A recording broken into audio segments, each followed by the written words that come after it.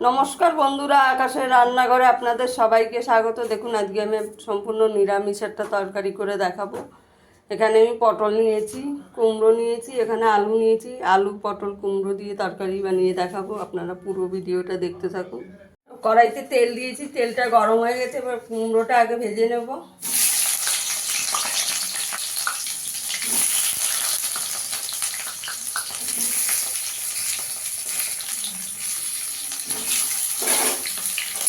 কুমড়োটাকে একটু লাল করে ভেজে নেব।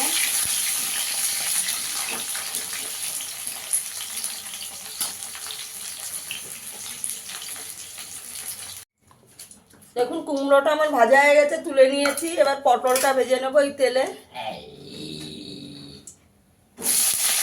পটলটাকে একটু লাল করে ভেজে নেবো।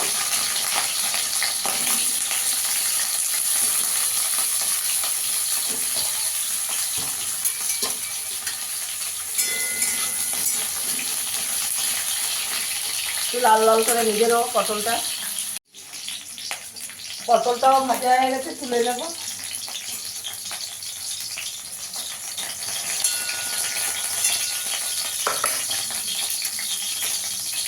আলুটা ভেজে নেবো।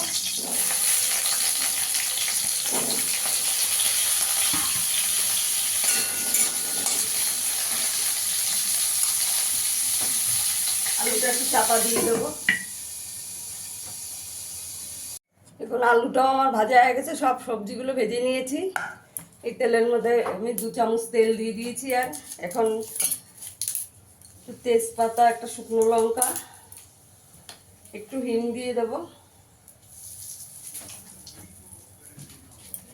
একটু 5 ফোড়ন দিয়ে দেবো।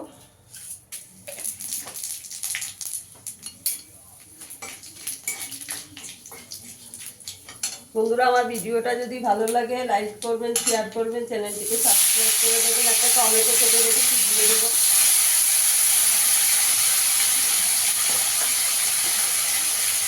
পরিমাণ মতো নুন দিয়ে দেবো।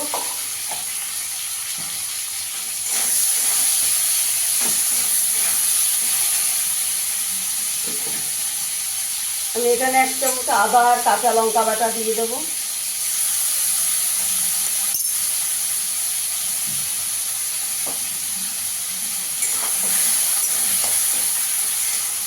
জল দিয়ে দেবো। এখন গুঁড়ো মশলা দেবো, নাহলে গুঁড়ো মশলাটা পুড়ে যাবে।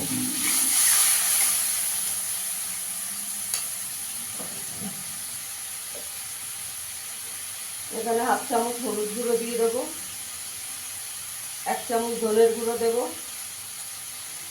1 চামচ জিরের গুঁড়ো দিয়ে দেবো, তো কাশ্মীরি লঙ্কার গুঁড়ো দিয়ে দেবো। মশলাটাকে ভালো করে কষিয়ে নেব।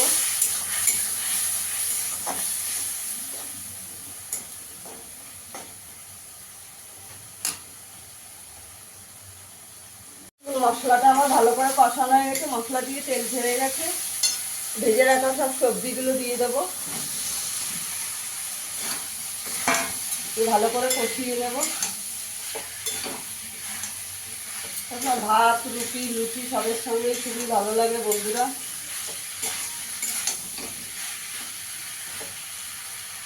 একটু চাপা দিয়ে দেবো, গ্যাসের আঁচটাকে কম করে।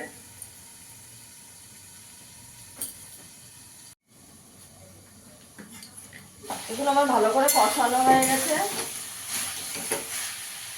আলু টালু সব সেদ্ধ হয়ে গেছে। এখানে আমি বেশি ঝোল দেবো না, মাখা মাখা হবে। অল্প একটু গরম জল দিয়ে দেবো।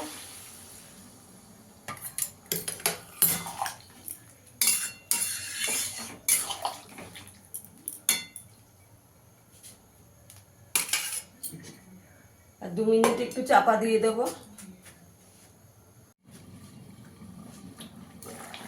তরকারিটা হয়ে গেছে। এখানে 1 চামচ চিনি দিয়ে দেবো।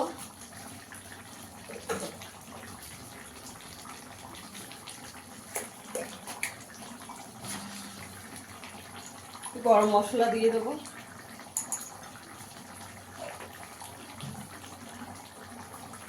একটু ঘি দিয়ে দেবো।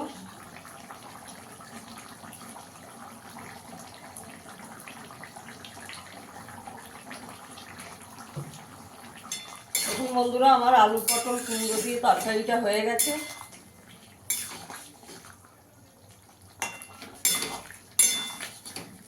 গ্যাসের আঁচটা বন্ধ করে একটু 5 মিনিট চাপা দিয়ে রাখবো। আমি সার্ভ করে দেখাচ্ছি এবার।